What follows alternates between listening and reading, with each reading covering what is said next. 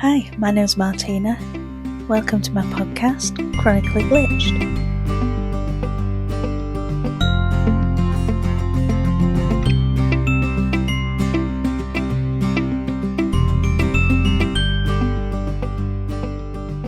Welcome. My name's Martina. This is my podcast.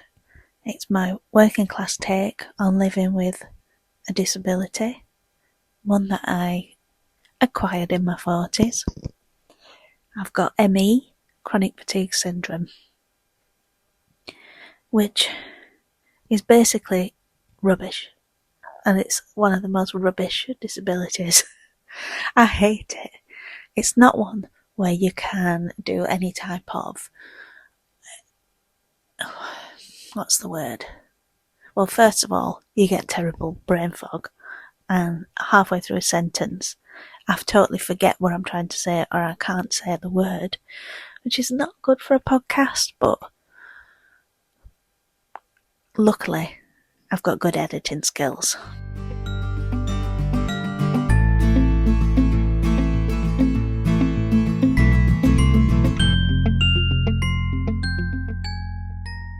So chronic fatigue syndrome is very misunderstood, even by health professionals. Everybody thinks it's just that one where you're a bit tired or a bit lazy, or they just think it's a nothing. It's not one of the good ones where you can, I don't know, do some charity work and still run a marathon, or what do people do? Go in the Olympics. You can't bloody do nothing, because you do anything. You go to the bathroom, you're knackered. You walk downstairs, you're knackered. It's really hard to do anything but lay in bed and just veg out. And people think you have a choice, or some magical thing's going to come along and fix you. I'm 6 years since my diagnosis, and if anything, I've got worse and worse and worse. I am housebound. I am mainly able to go downstairs most days, but come tea time, I'm back in bed. Family life is over. So I wanted to make this podcast because I was searching for a few things when I was listening to podcasts myself, because that's one of the things you do with chronic fatigue, is you can just do nothing but listen to things. There's not much to do. A lot of podcasts have some type of fairy tale ending or a recovery story, and mine doesn't have that. A lot of people have a partner who can shoulder the financial issues while they take time off work to recover. My story doesn't have that. A lot of people are young and can move back in with the parents and take time off and not worry about who's paying the mortgage. My story doesn't have that either. I was the breadwinner in my family. I was the strong one. I was the one in COVID that carried on working. I would work full time, finish work, go straight to the supermarket and shop for my family and for my mum, and bring the food home. And I'd wake up the next day absolutely knackered. But I kept going, and I think this is one of the contributing factors to my origin story of ME, and we'll cover that at a later date. So I just wanted to start with me now, where I am, and touch on my glitching moment, the one that triggered this whole thing. I like to call it The Buttermilk Incident. Here I am, doing this podcast from my bed, thoroughly chopped up and edited to cut out all the ums and ahs and the times when I can't remember what I'm on about or I forgot what the word is. I wanted to start with when I totally glitched. The one that triggered everything. I was already suffering with ME and CFS, but very mildly. And the point that tipped me from mild to severe was the Buttermilk Incident. I'd just come back from a caravan holiday.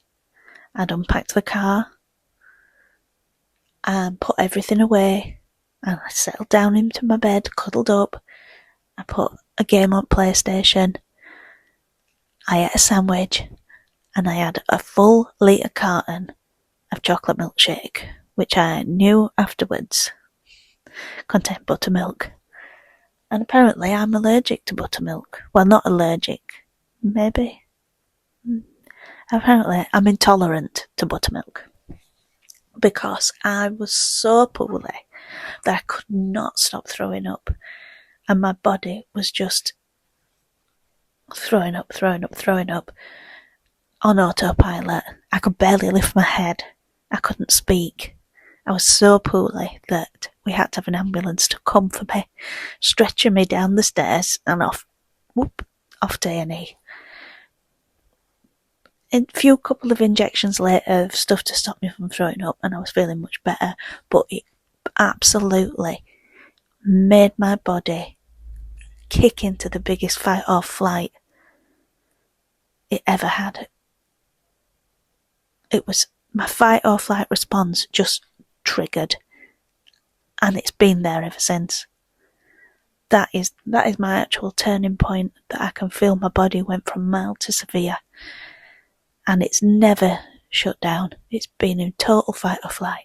I've had some ups and downs. It's not been straight sailing downwards, swooping down, but it has gone up and down. I've had times when I've gone back to work, and times when I've been off for a year, and then gone back to work, and then been off for 6 months, and then gone back to work, and it's gone like that. And no matter what I did, reducing my hours, reducing my workload, anything, I just deteriorated to where I am now, which I, in fact, as of last week, was let go of my job on grounds of capability due to ill health. So we'll cover all that and all the admin hell of trying to claim an ill health pension and the worry of, oh fuck, how the hell am I going to pay any bills and pay my mortgage? What am I going to do if I've got no wages coming in?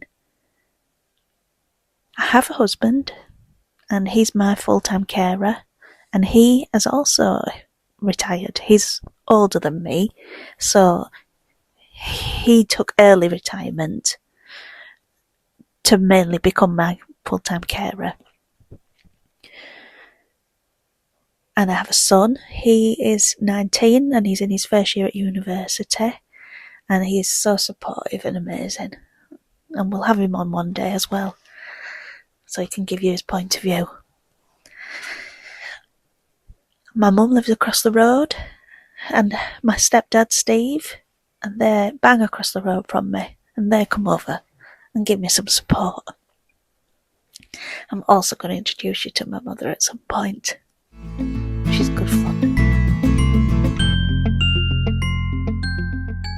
So once Buttermilk Incident was done, and my life went down the pan,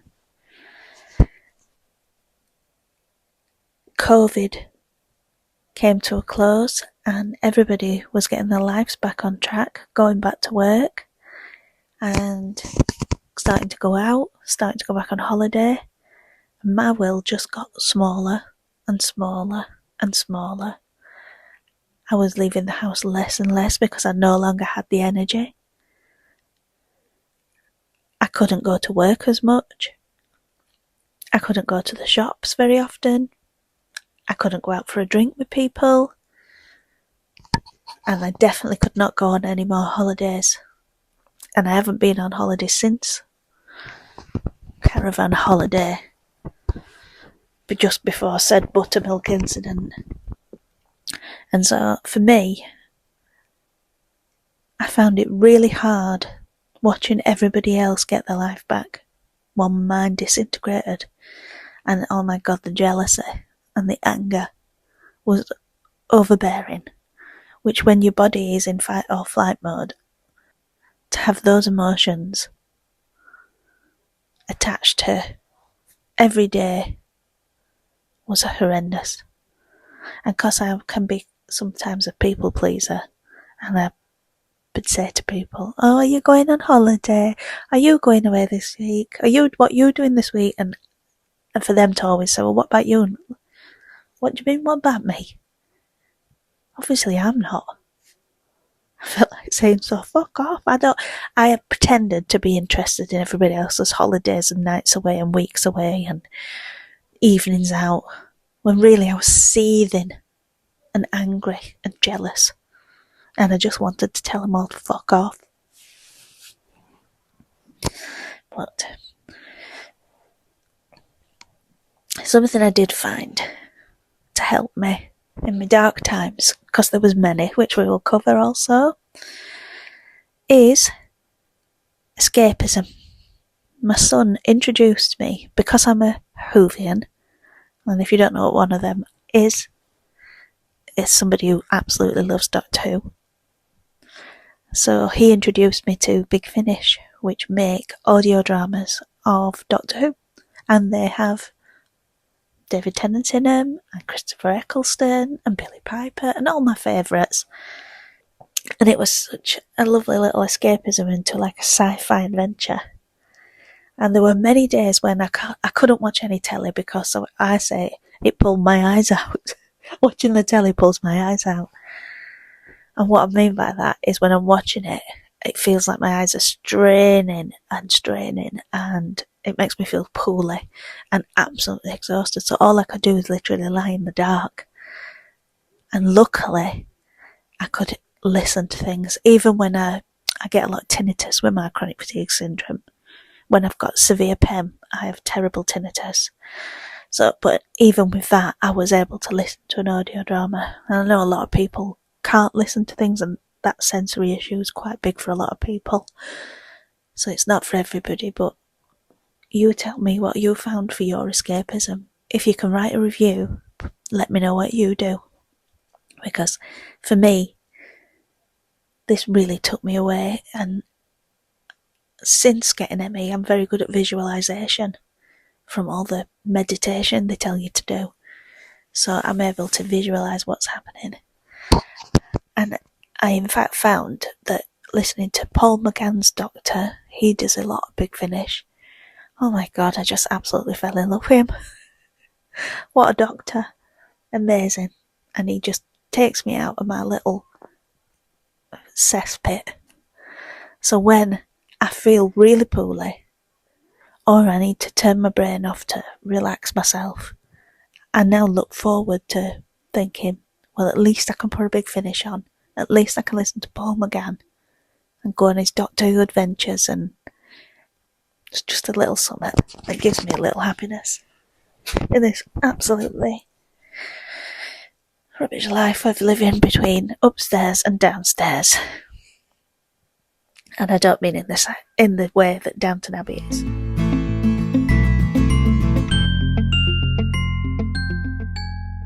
So, to wrap up my first episode, I hope you enjoyed it. I just wanted to give you sort of a brief intro into me, my life, who I am, what I like. I hope that